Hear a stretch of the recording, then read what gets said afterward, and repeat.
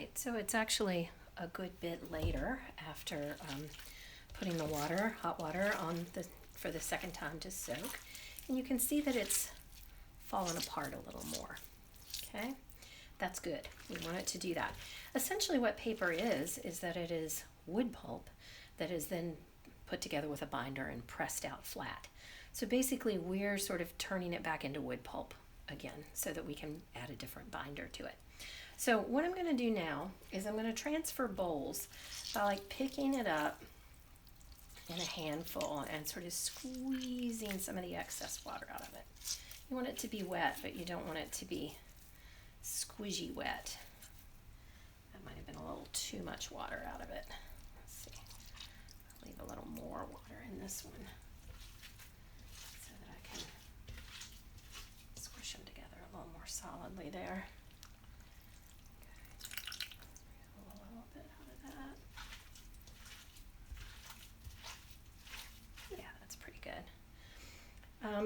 It's kind of hard for me to give you a guesstimate on how much water you want in it. You want it to be moist and have a little bit come out when you squeeze it, if you can see how I'm doing that. Okay, but you don't want like a lot on the bottom, like what I've got here. Okay, so I'm just squeezing a little bit out of it. All over my paper clay, all over my, too much messy. Okay. So again, if you can see that, and again, it's just, I don't want this sort of water on the bottom situation that's going on here. So I'm gonna just squeeze a little of that out.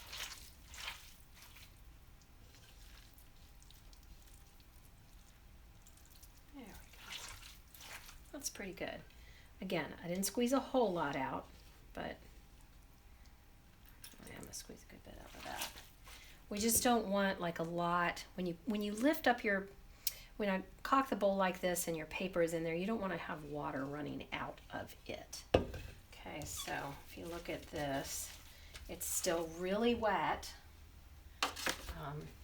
but when I pick it up, like you see, there's not a lot of water running out into the bottom.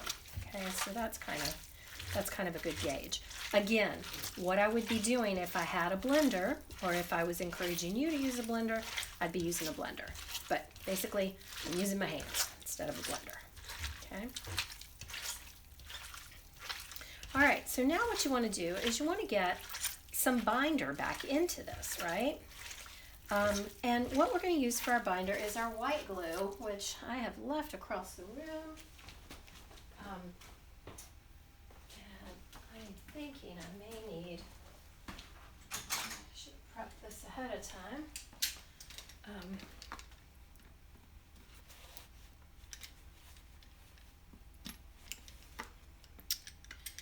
Open this up. Get this off of there. There we go. You can use your needle nose pliers for that if your lid glues itself on. Okay, I don't know if you can see down in here, I used down about that much of my white glue in making the paper strips, and so essentially I'm putting maybe a little over half, maybe 2/3 of this bottle is what I'm gonna put in here for my binder.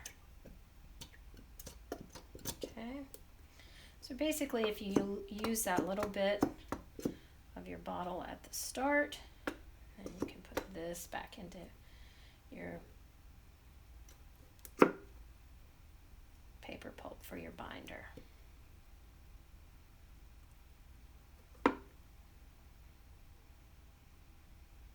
Okay, and if you don't have that much left, don't worry about it. You can size down the amount of paper that you use. You can also, like I said, this is not an exact science. So if you don't have exactly the right amount of white glue in it, it really isn't going to matter all that much. Okay. Okay. Now you can see that's pretty wet now. Okay.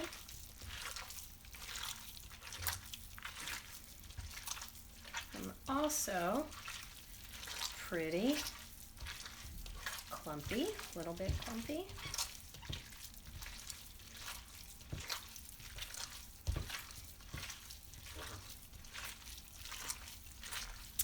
Something else that you can add in it for binder, if you have some at home, you can add some cornstarch in it.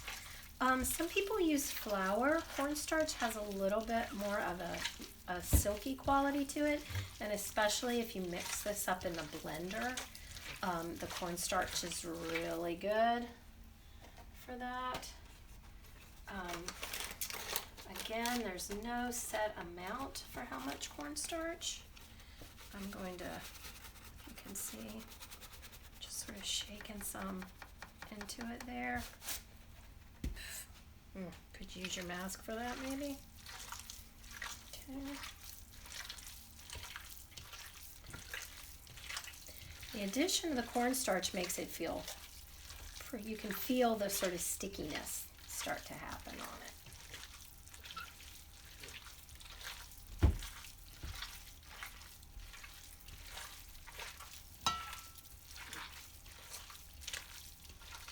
Cornstarch is very inexpensive. Like, you know, you can pick up a box of it for $1. A little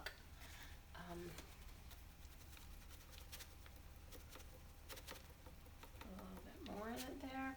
It'll also help absorb some of the water if you feel like you've got extra water in it.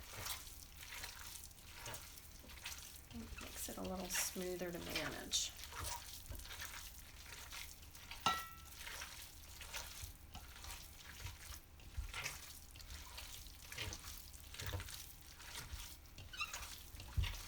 Okay, so this is looking pretty good. So now you want to again squeeze water out of it. Okay, and this time we're not going to put the water back into it.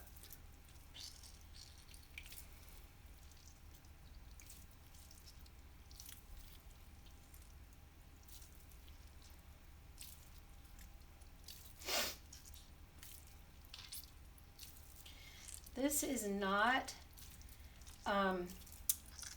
something that you would want to use in like a big, large clump, okay? But what you can do with this is you can now take it and you can mold smaller shapes directly out of it, okay? Once you've squeezed the water out. Again, I've squeezed the water out of all of this and you can store it in a plastic baggie. But now you can take this and you can shape, I don't know what I'm making here.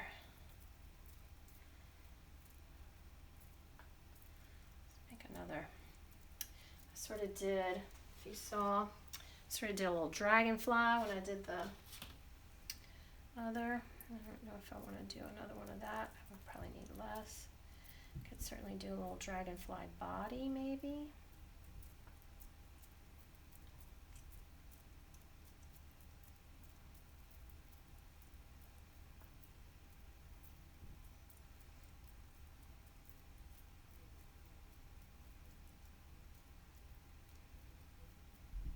And lay him to dry. This is something that you can dry in the oven or in a, we use a wig dryer down here in the basement for this sort of work. So if I wanted to create like a little body out of that, I could do it and then just lay him to dry. And he's going to take a while to dry because he's pretty thick, right? What the paper pulp can be really good for also is to cover, I was looking for my other armature, here it is, that I didn't really do anything with. Okay, remember in that video that I did this sort of armature here that I didn't really do anything with?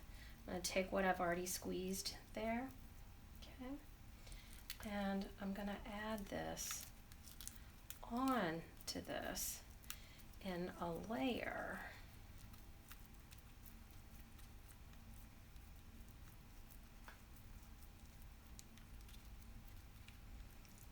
And texture. If you look online, a lot of people will use this for texturing, like if they're model making or something and they're wanting to make bricks. You can use that for texturing. I will show you in class a mask that I did out of this by layering this thin layer of this over top of basically clay, like over top of this guy. Like I could take this and I could layer it in over top of the clay and create something. But again, you're going to have this sort of, if you can see on the video, it's sort of lumpy. It's not smooth. This gives you more of a textured feel to it. Oh, I'm using some of what hasn't been squeezed there, which means it'll be a little wet.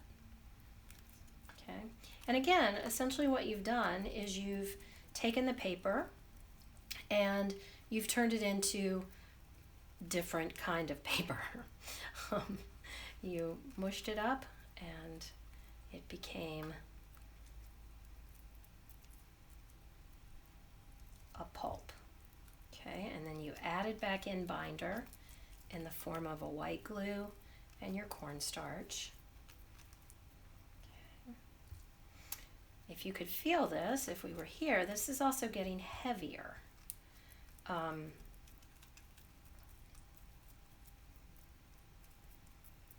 So this adds a little more weight to your project than what the other does. I'm gonna go ahead and add some on this side. So this could be like a flat column or something. As you can see, I did a little rounded thing with this. You could have used the toilet paper roll that we pulled out of the inside of this as the underneath for a shape.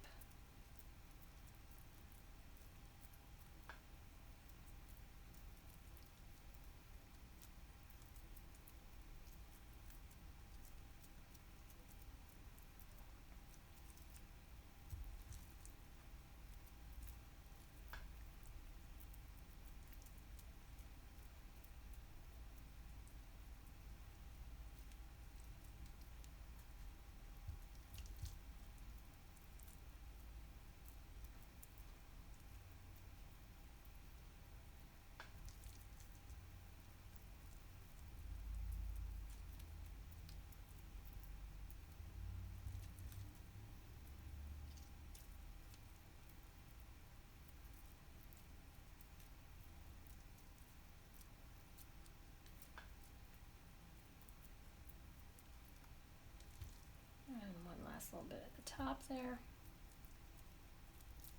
Again, I'm not being very careful with this. Okay.